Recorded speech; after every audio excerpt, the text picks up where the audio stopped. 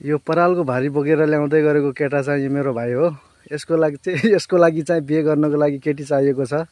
यसरी नै कामदार एकदमै यो त एकदमै कामदार मान्छे हो। यो चाहिँ घरको एकदमै किसान भएर पनि एकदम किसानको छोरो भएर काम गर्ने, काममा लगनशील, भैँसी पनि दुहुने, गोबर पनि छोड्ने।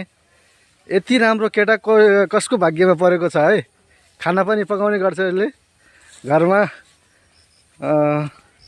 यो चाहिँ कुनै केटी भन्दा पनि कम छैन है। एकदमै यो गजबको मान्छे छ।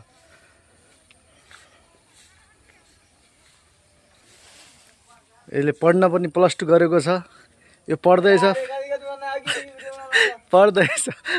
पनि यसले काम पनि गर्छ। यसले यस्तो मान्छे छ, यो गजबको मान्छे छ।